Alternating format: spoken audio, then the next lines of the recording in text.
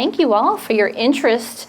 I hear this is a very popular topic, and I'm excited to be here today to help discuss the art of the ask and create some win-win agreements.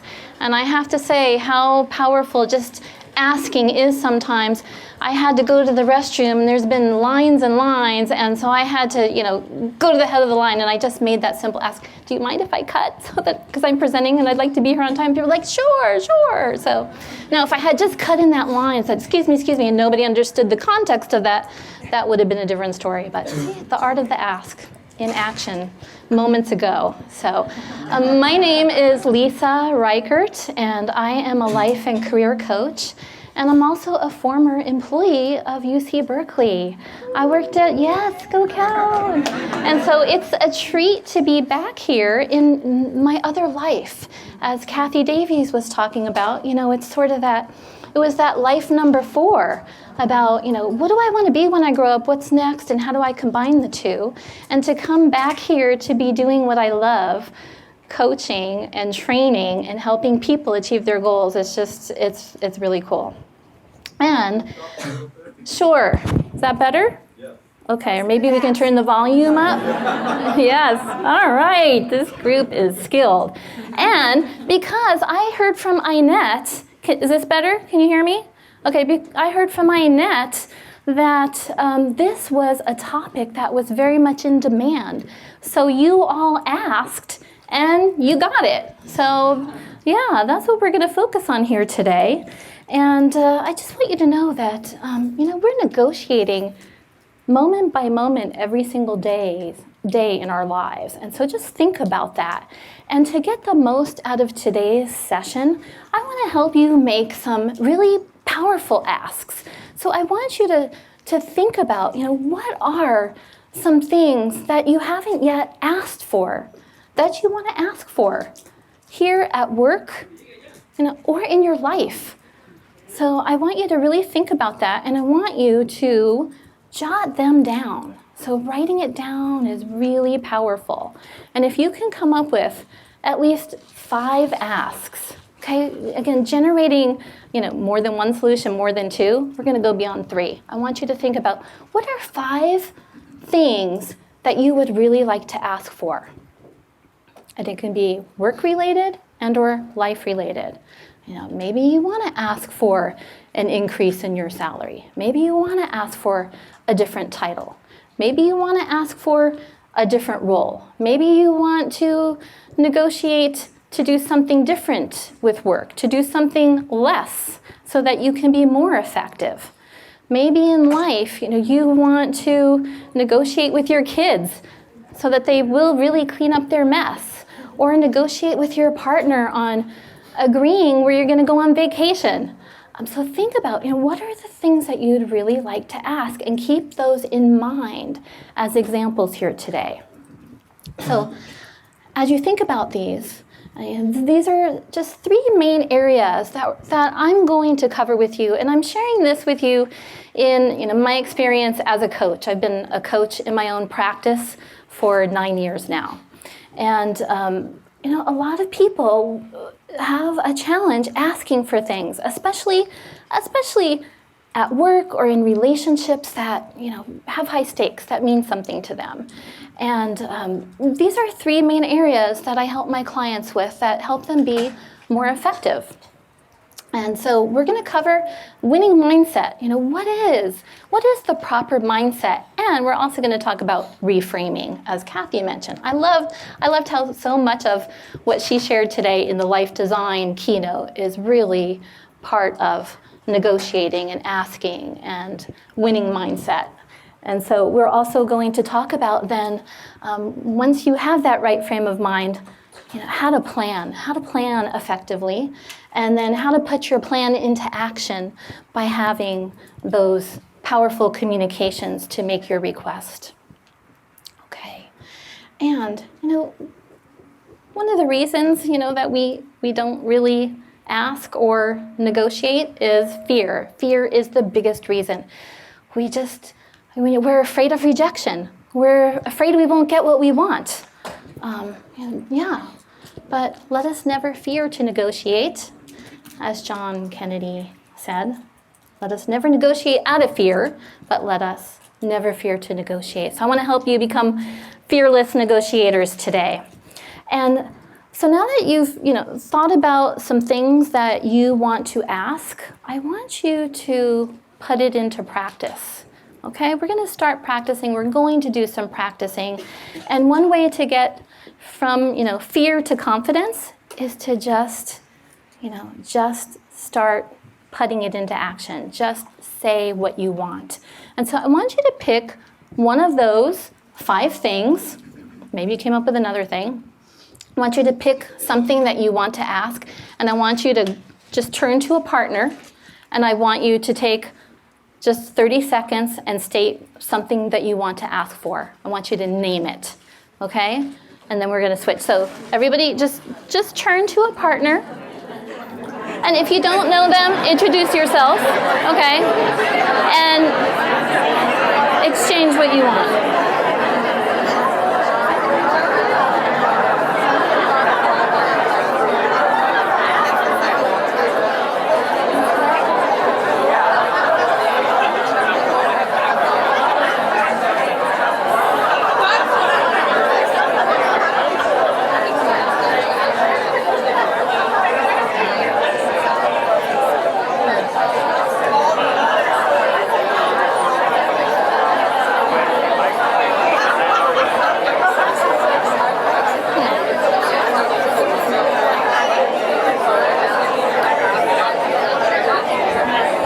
Okay, so now if the other partner has not shared, I want the other partner to share one of the things that they want to ask for.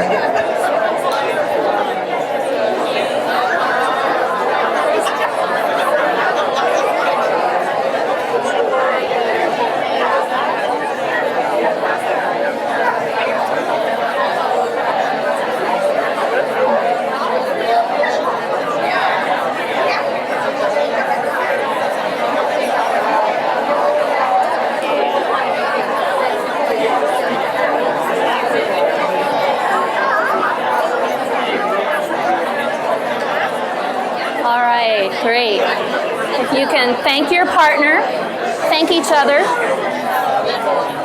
All right, wrap it up, please, and thank each other for sharing.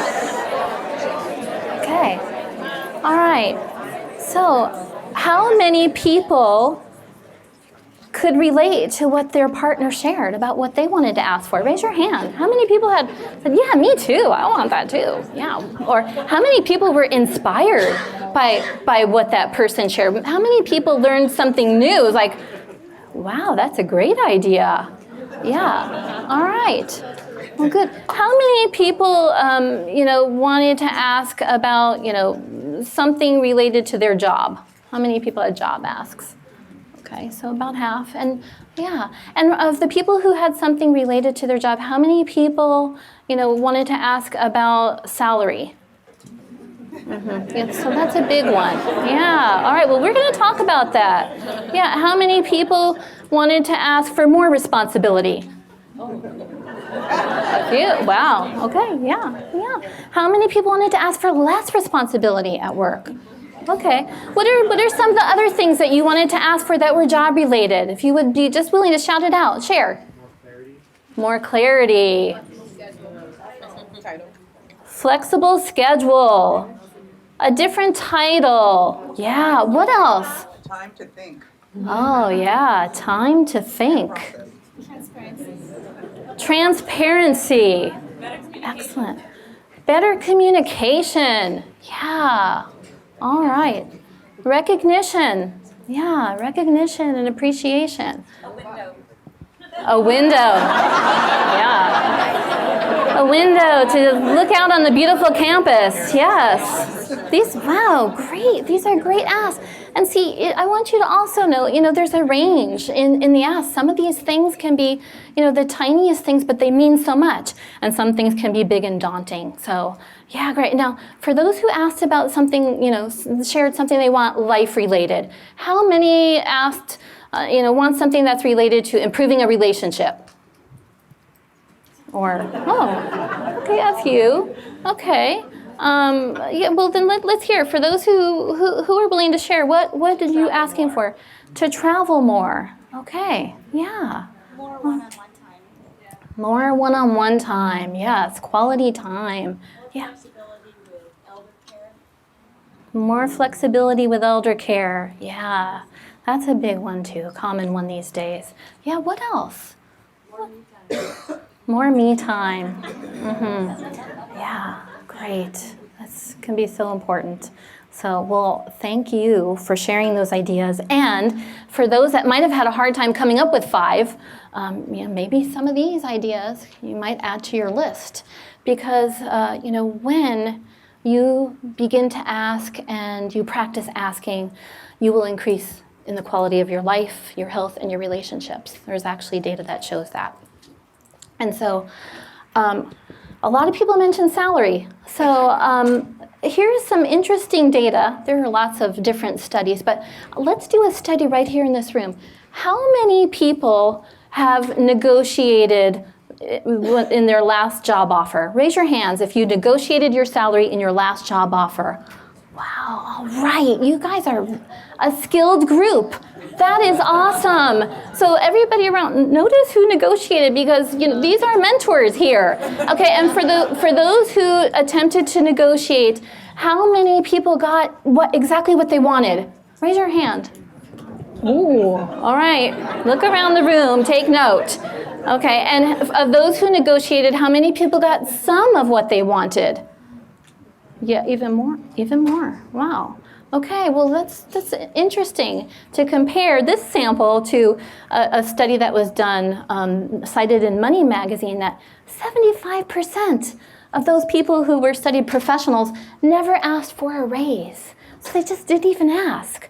But of the people who did ask for a raise, what they wanted, they got what they wanted, everything that they wanted when they asked.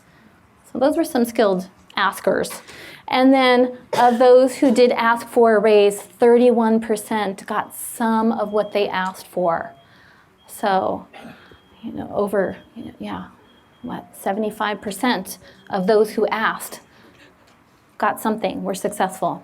So, again, the power of asking, and, find people who have been successful, and those are great people to practice with and have as mentors. Does anybody want to share something that was most effective in helping them get what they wanted? What would you say might be some of the, one key to success for making that request and having it supported? Do your homework. Yeah, right. And what was your mindset when you were prepared to make that request? Confidence. Yeah, that's a big one with mindset. So yeah, winning mindset. Kathy talked about reframing, and a lot of times we are motivated to make a request because we're not satisfied with something, and that's great. It's really helpful to get clear about what you want and what you don't want, what you want to be different. But it's really key with your mindset to reframe, to check how you are feeling emotionally, and learn to reframe this so that your conversation can be heard, so that you can develop rapport, and so that it can be win-win. And so a lot of times, first of all, people they don't even take the first step because they're afraid. And so it's helpful to just think about, what am I afraid of? What's the worst can happen? And if you can keep in mind, the worst that could happen is what? They say no. They say no. They can't honor that request. They can't say yes to you. And are you really left any different? So, how can you face your fear and reframe that? And we're going to talk more about that. But you want to look at your mindset, and then sometimes, we feel like we deserve this, and, we're demanding that this happen. We feel like this is only right. And it's really helpful to reframe that demand into a request. So remember, and asking, making a request in a negotiation, that's just what it is. It is a request.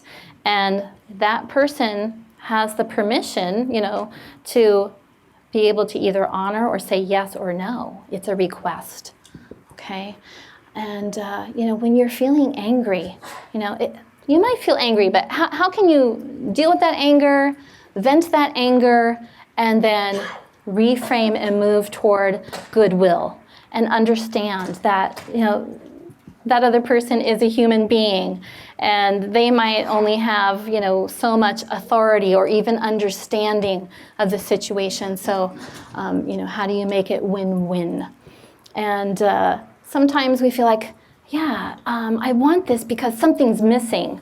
And, how can you really create, how this adds value for both yourself and for the team or for the relationship or the outcome. And then, of course, sometimes we just feel like, entitlement. So, again, I deserve this. But how do you reframe that entitlement to, this is what I want, and here's why I want it. Here are the benefits.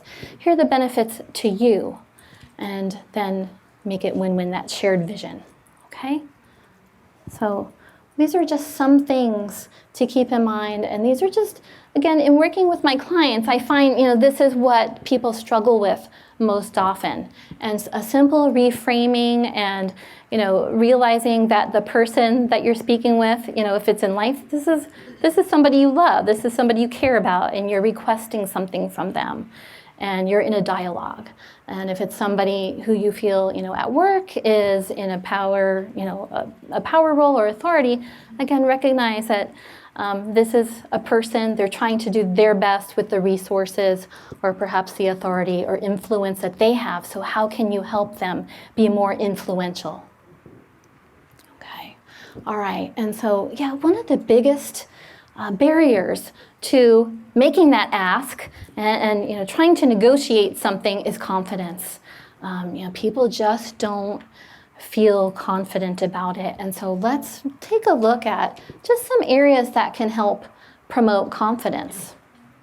And the first thing you want to do when you want to make a request or you're getting ready to negotiate something is just make a personal commitment to yourself that this is important to me, and I am going to have this conversation. I'm going to make this request. When you make that commitment to yourself, and if you even share it, with, a trusted neutral party and declare it, kind of like, you shared an ask today. How does that help increase your commitment? So make a commitment to yourself to be involved in that process. Okay, and then next, you want to assess. Assess for yourself, what are you can do a SWOT assessment. Okay, so what are the strengths, the weaknesses, the opportunities, the threats, for myself? Why am I asking? Why do I want this? Why is it important to me? And why is it important for that other person? So what are the strengths? What are the weaknesses? What might be the concerns here? What are the shared opportunities? And what might be some of the threats, or the objections that you'll receive? Okay, so do that assessment. And then prepare. Just prepare to speak to those things. Do your research. You can, use data. You can use examples in your life about, times that, something does work well and, what the positives are. And another good tactic to build confidence is to power pose. How many people are familiar with the power pose? Yeah. So, there are studies. There's a Harvard researcher who studies how our physiology, or actually our body posture, how we stand. If we stand in a more powerful pose where we spread out, we spread our bodies and we take up more space and we either power pose or we victory pose like this. And if we do this, for 2 minutes, of course, we're not going to do this while we're negotiating. This is I want a 25% increase. But you're going to do this. You are going to do this by yourself privately before you get ready to have that conversation. And so there's some research that shows that when you take these stance and you spread out and you feel more confident, your physiology changes. You're actually, when you power pose, you are reducing the stress hormones, cortisol, in your body, and you are increasing the confidence hormone, which is testosterone, which makes you feel more energized and more confident. And so studies show, there have been studies done where they have researched people who are going into job interviews, and the candidates who power posed before the interview were rated as more confident and more competent than the candidates who were not. Of course, this was a study, and they had a control group, and they had the raters, and this is what they found. So the interesting results of that study is that the individual felt more confident, but the raters, the interviewers, perceived them as more confident, even though they didn't know that they were power posing. So it's how we energetically come across. And we'll talk a little bit more about this when we talk about the power of our nonverbal communication. So power posing is helpful. And then simply practicing, doing that prototype conversations or prototype experiences. So just practicing having a conversation, making an ask. And you can do this yourself. You can do this out loud. It's also very helpful when practicing to stand. Standing gives you more energy. People who stand or even pace, when they're practicing something, they're able to think better. So practice out loud, stand up, do your power pose, and practice and envision how that's going to go. And then practice with a friend, practice with someone, practice with a colleague. Okay, so these were just some of the common winning mindsets. And I also invite you to ask me questions along the way. Okay, if you have a particular question about a situation, please feel free to ask or share, and we're going to do a couple of other activities as well. Okay, any questions so far? Okay. All right, so we talked about winning mindset. Now let's talk about strategic planning. Here's a fun little reminder about planning. So here's a Dilbert cartoon. We need 3 more programmers, Dilbert says to his manager. His manager says, use agile programming methods. Dilbert says, agile programming doesn't just mean doing more work with fewer people. The manager says, find me some words that do mean that and ask again. So yeah, the power of planning and practicing what you want to say and why. Okay. So you've got your mindset, you've committed, you're prepared, and here's just some more specific plans you want to keep in mind to be strategic about your conversation, okay? So you want to identify what you want, okay? That's great. You guys are already thinking about that. You have some examples for yourself. And then think about, what they want, okay? When you're going into a conversation, if you're asking for a salary increase, let's use that as an example. That's a common one. So you want a salary increase, but what is it that you really also want? You want a salary increase, why? To be, paid equitably, to be paid fairly for your contributions, your value, your worth, to be compensated for your skills and experience.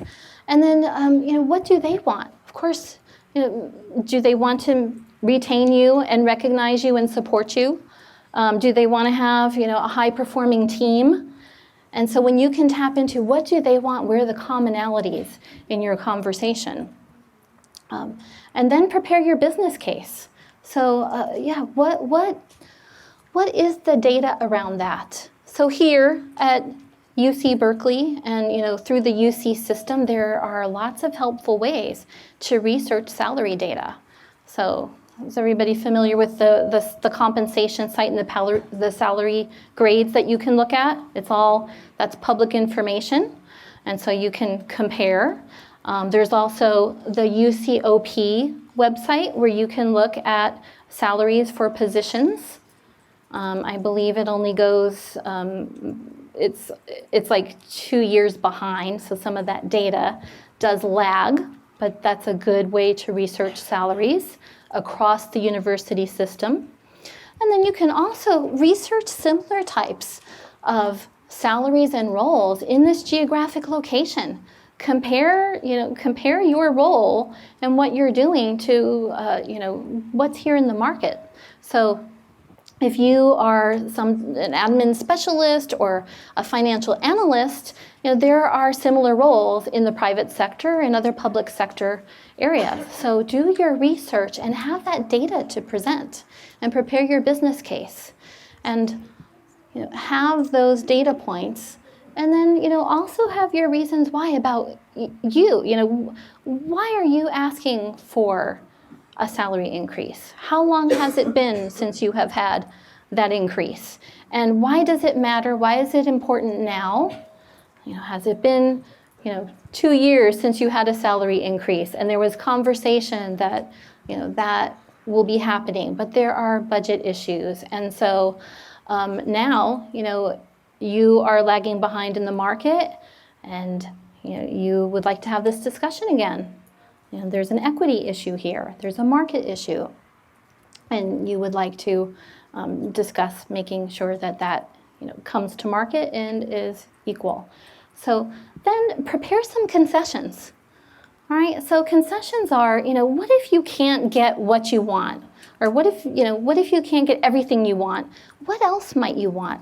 In the beginning, when you got clear about I want to feel, recognized and appreciated and paid, for my worth, paid fairly and equitably. If that is not possible, what are some other things that would add value to your experience that you might be able to negotiate? For example, somebody said, more time to think, to do their job better. Or somebody said a reduced schedule. So is it possible to negotiate? Well, since pay is, not possible right now, an increase, can we look at some other ways, that would add value for my job and my role? Perhaps you would like to work a 980 schedule, or perhaps you would like to go to an annual conference in your field, and that could be funded fully. Perhaps you would like to work on increasing your skills, and you would like your manager to support you by being able to serve on a committee, or do some extracurricular activities. So what are those things? What are the concessions that, when you are, in that conversation and you recognize that this person can't provide the ultimate thing that you're looking for, but there are other things that can create value and that can be a win-win. What might be some other examples of concessions, options, or additional things that you would request in lieu of a salary increase? More vacation time. More vacation time. Yeah. Excellent. Flexible schedule. Yes. What else? Telecommuting. Yes. Remote working. That is one that is very popular and adding a lot of value. There is a study that showed that telecommuting increases productivity of employees by up to 20%. So if you need more time to think and less distractions, you want to focus. And then how does that help the team be more effective? So yeah, telecommuting. What else? Parking. Yeah, that's a big one around here. Training. Yes, opportunities for training. A window. A window. Yes. I love it. Yeah, keep asking. Yes, that's right. So, all right. So, yeah, so you hear some of these examples and how might you factor them into some of your requests. All right. And then, how many are familiar with the term BATNA, or in negotiation, or your best alternative to a negotiated agreement? So, what that means, too, is that if you can't get what you are requesting, what is your best alternative? And this is something for you to really be strategic about in your mind. Like, if they can't, honor your request, if they can't support your ask, then what's next for you? Okay? So here's an example of a BATNA, just a life example. So here's a person, let's say they're trying to sell their bed there. They're on the phone, somebody called them, and she's saying, I was hoping to get more, but this is the only serious offer I have. That's what she's thinking. So she just says, all right, I guess you can pick it up this weekend. She got a low offer. And so without her giving thought to what her best alternative to a negotiated agreement is, like what she'll do, if her bottom line is not met, she just felt like, I said yes, and I didn't get the amount of money I wanted for my bed. So then, in this case, the negotiator is at the mercy of the best offer she receives. But let's say she decided, I'm not going to go below $100. Like that's my bottom line. And if I don't get that, then my other option is, because it's not worth it for me to sell it, I'm just going to give this bed to my friend who needs it. So she has this in her mind. $100 is her floor, and somebody offered her, say, $90, and she says, well, I really couldn't go below $100, and you need to pick it up by next week. So she has her time frame, too. And she's thinking, I can always sell it to my friends if this guy doesn't agree. So she knows, she can sell it to her friends for a lower amount rather than just sell it to somebody else. So she knows that she can push for more because she's not dependent on that outcome with that person. So that's the best alternative to a negotiated agreement. So for example, if you're having a salary discussion with your manager and you're asking for an increase and your manager just says, I'm sorry, my hands are tied. We don't have the budget. There's nothing I can do. And you even have attempted some concessions and say, nothing works out. Then what are some of those alternate actions that you will decide upon in your mind? It's like, okay. So, well, I got good practice. I learned from this experience. I now know I'm going to ask again in 6 months when there's a new budget, or I'm going to make sure that I, inform the budget process next year. Or I know that it's not going to go anywhere here, and so now I'm prepared to look for another role. So, what are your options where this didn't work, and here are my next steps that don't depend on the negotiator. Okay, and then just getting back to the strategic plan. Part of your strategic planning is to apply your winning mindsets, the things that we talked about. Okay. So I just want to do, yes. That's the question. I'm wondering if, your perceived value plays into the willingness of the person to negotiate with you, and then if so, ways to increase their perception of your value to, prior to starting that negotiation. Mm-hmm. Yeah, I think that's a great question. So Catherine asked, does your perceived value play into the successfulness of the negotiation? And absolutely, I would say it does. First of all, it's your self-perceived value, and it's how you plan to share the data points and why this request, this ask, is valuable to all parties involved. And so, yes, for you to cite things like, I have been a high performer. I took the initiative and I led this project, which was, now implemented across, other departments. To show your value and your success is very important, so that you are providing that person with the points in the business case. You're helping them say yes and see what's in it for them, and to, within this system, be able to, go to bat for you and say, here's why we need to do this, and here's why this makes sense. So you want to give them the business case and show why. Okay, did that answer your question? Okay, yes? It's somewhat similar. So I'm hired to do a job, Mm-hmm. and I'm hired to do a good job. So am I needing to show that my value is greater than the job they originally hired me for in order to get a raise? Mm-hmm. Yeah. Well, I mean, the theme of being here at Berkeley is excellence, okay?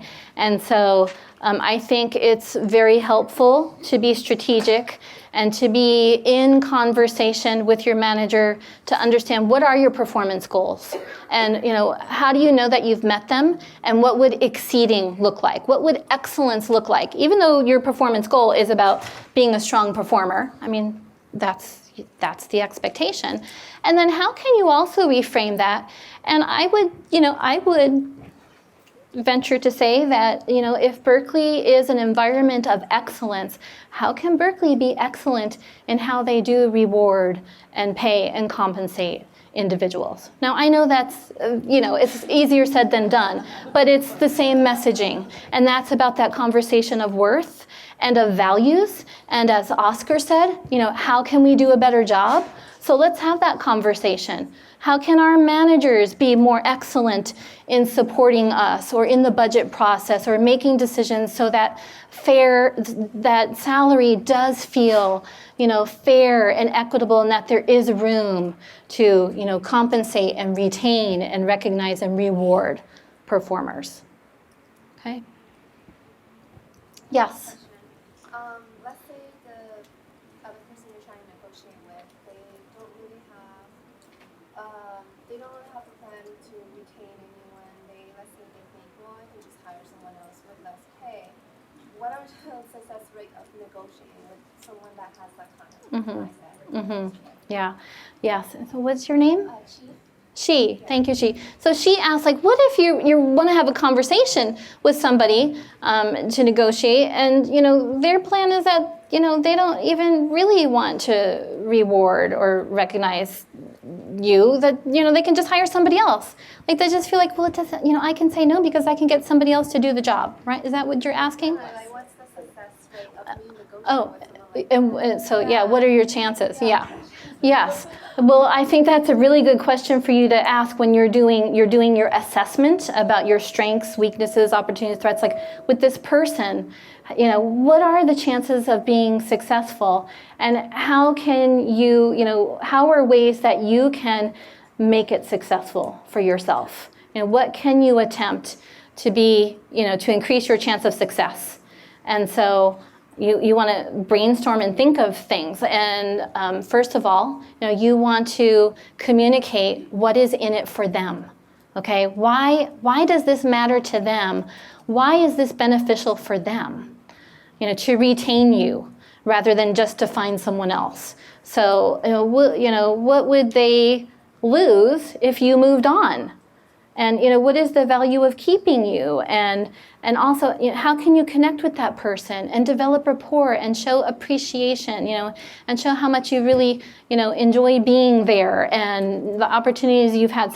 So lead with, developing that rapport, appreciation, and then communicating how this is a win-win, why this is, valuable for him or her and the team, rather than you could just hire someone else. And for you to also know, perhaps that's your BATNA, your best alternative to negotiate agreement. If this is, you're going to make your attempt, you're going to prepare, you're going to give all the reasons why. One good data point is studies show that it costs $8,000 on average to replace an employee who decides to leave, just through the time and hiring and efficiency, $8,000. So, that might be something to share. It's like, you're actually, I don't want to leave, and, to replace me, just alone in the process of replacement would be a cost factor. You don't want to make threats. You want to do it in very, informative ways. But when you have this information and you can communicate, like, I really want to stay, and it would be much more efficient. And, here's why I think, this is important, and why it would work for you, and give them the data, the case, okay? And then maybe discuss concessions. And if somebody can't say yes to you right away, another interesting, helpful concession is always think about next steps. So, if not now, then let's talk about when. What would be possible and when? When could we revisit this? Or, what's some of this that is doable? So if it's not possible at this moment, can we have this conversation again in 3 months, in 6 months, in 9 months? Okay. All right, great questions. Anything else? Yes. Nickus? Nickus Williams, okay. And my question is, among the process that you outlined, would you say knowing your boundaries is probably the most important part of the negotiation process? Because otherwise you sort of get lost. I think it's an important part. I think there are a lot of important elements. You know, I think that is important. I think it's equally important to be prepared, you know, in having that conversation. But yes, I think to commit and be clear, to know like what is my floor, you know, what am I asking for? And this is especially helpful like in a job offer or salary negotiation, to know like, well, here's what I want in order to take this job, or maybe in order to want to remain in my job, you know, here's what I want to be making. And so that's where a BATNA is really helpful. Sometimes in like a union negotiation, BATNAs are helpful about, you know, when to walk away or, you know, stop and come back. So I think it's equally important to some of the other elements that we discussed. But I think, it's one element to get clear about. I think it's good to have your data. I think it's also equally important to understand what is in it for the other person, and to come at it, with an understanding of that a negotiation, making a request, it is a collaboration. Okay, it's not a demand, as I said earlier, or an entitlement or a confrontation. It's a collaboration, and I think that's really important. When I coach my clients on being successful with a job offer and increasing their salary, a lot of them feel like it's a competition and I have to win. And when you can reframe that to, it's about win-win. Okay, let's get curious and let's talk about something that's a middle ground and that's a compromise and that makes sense for everyone. I think that's so important. So it's a collaboration and it's solving a problem. That's another way to look at it. There's a problem, you're not making enough money, or you want to make this much money, and their problem is like, I need somebody in this role, and you are solving that problem by providing that resource, and here's why you're valuable. Okay, did that help? Okay, Demetria? So yes. When would you suggest if you get a job offer separate and that offer offers more money, if you were to bring it into the conversation, like what's the right way to do it? So you have a job off. If you have a job offer outside of your department, right. You have a job offer elsewhere, you want to know, when do you bring that into a conversation For retaining. For increasing your salary? I mean, what is it that you would want? So say you're in this conversation and there's a discussion about, okay, what's your worth, and you're saying bring data points. Do I bring it into the conversation then that I have an offer here, or is that bad? Well, what would be your reasons? So are you saying that you have a job offer, but you would stay in your current job if you could increase your salary? Yeah. So, okay, so your desire is you have a job offer outside. This is hypothetical, right? And you would like them, you would love to stay if your current boss manager could match that salary. And you want to know when to bring it in to the conversation. When do you bring that? Yeah, well, I think, that is something you have to make a decision about. And here's where a BATNA is also really helpful, is like, you have to think like, okay, I have this job offer. How much do I really want this job? What's the benefit, the value to making this change versus staying here? And what do I want here in order to stay? Or, I'd stay anyway because I really don't want to commute an hour into the city and this is more flexible. So you have to decide, what your different negotiation points or concessions are for yourself. But you ask, so like, what's the timing to ask that? I think so. I think it can be helpful to do, a discrete job search. Nothing's a done deal until you have an offer in hand. That's one approach. And so if that's the case, then I would schedule a time to have a meeting, with my manager after I have a job offer. And when I have that job offer, I would say, thank you so much for this offer. I need a little bit of time to think about it. So you would tell the other party, give me until the end of the week or until Monday, and then you would have a conversation with your manager and just explain,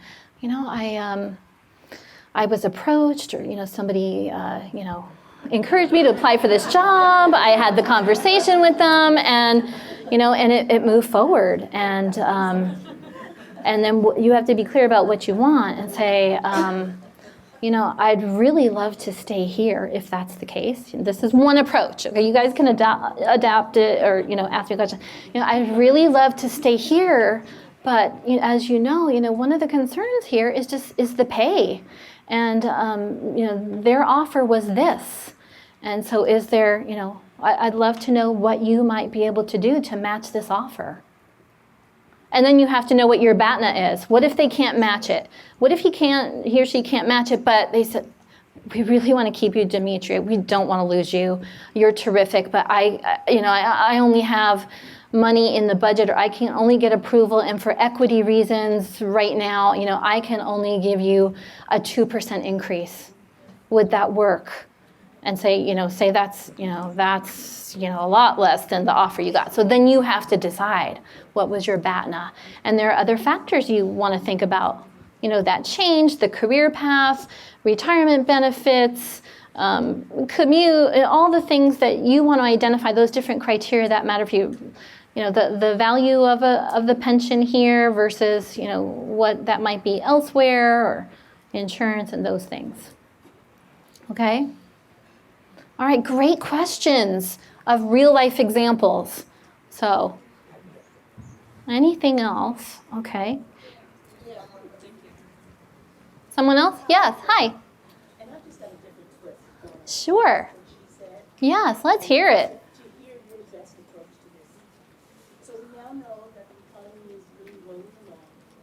There are many offers. We've all gone through that, and maybe some of us. And we were told there was no budget. There was this, that, and the other. We talked about equity issues. We talked about still the budget. This, that, and the other. So now the question has become, now you found that job. And now you come back and you say, thank you very much, it's been wonderful. Now I'm leaving, but now we can match it and even big that increase.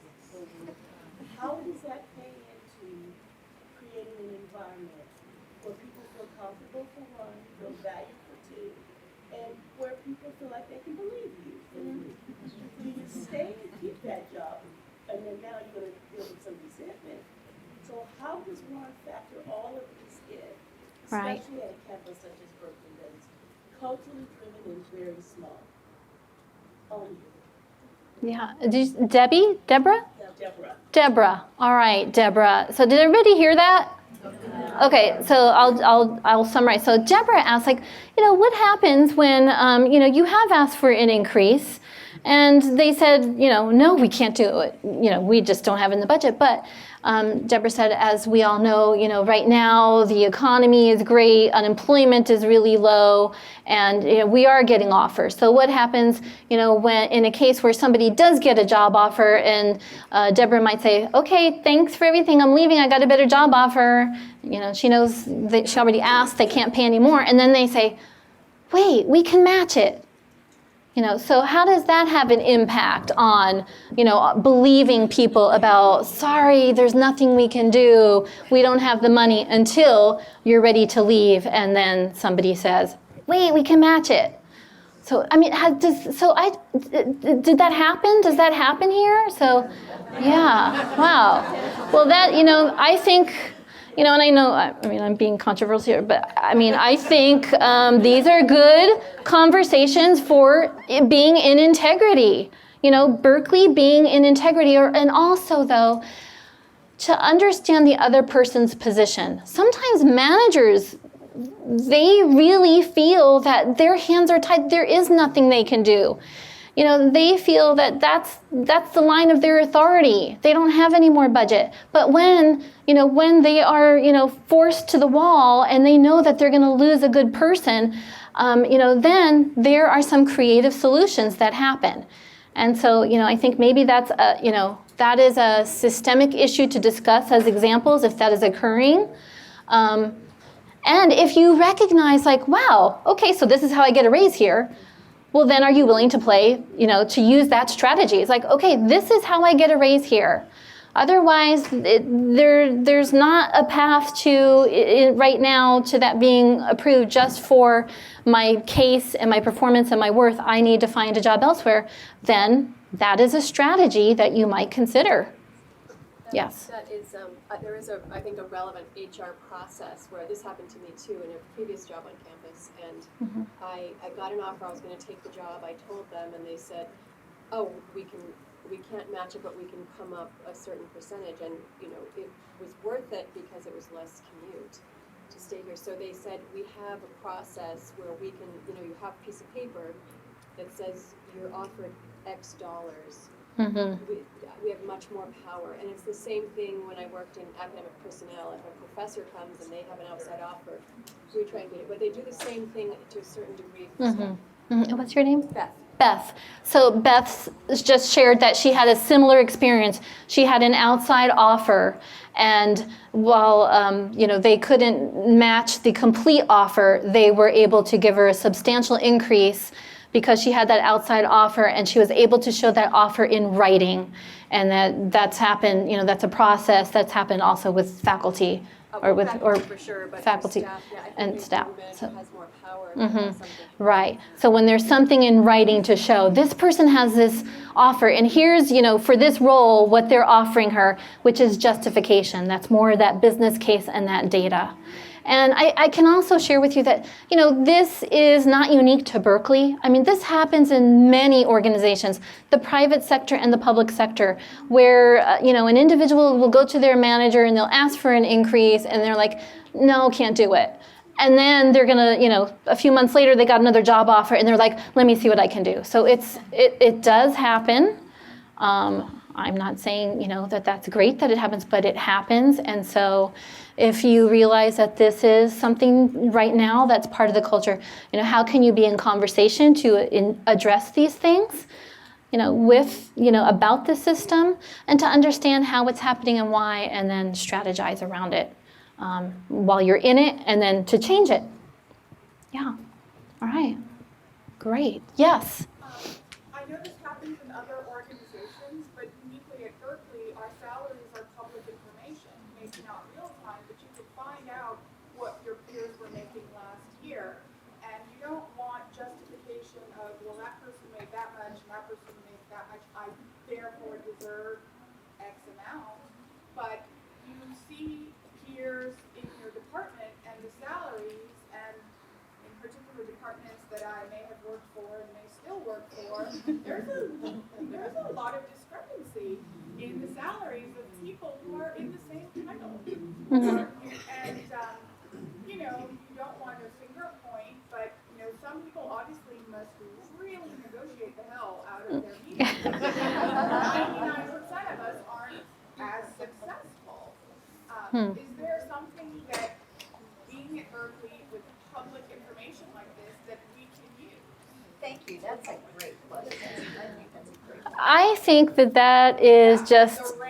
I think that is just a great practice as professionals these days.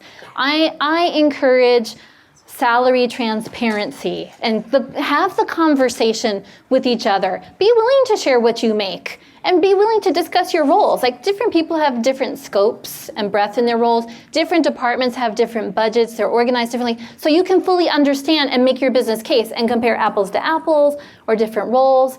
And, they're, again, outside of Berkeley, there's Glassdoor, there's PayScale, there's PaySo. There are ways to do salary data assessments and comparisons, but I encourage you to do it here. And I think that's one of the great things that, UC Berkeley as a public organization, that is transparent public information. So you can research it, but then how can you understand the nuances about it and help educate your managers, or, discuss it with people, who are in charge of compensation. And another thing to keep in mind, with titles, functional titles, and those the pay scale salaries here at Berkeley and UC, there's quite a range. There's the minimum, there's the first quartile, second quartile, then there's the 50%, third quartile, fourth quartile, and it was Kim Dwindle Sapp. Am I saying her name right? From HR.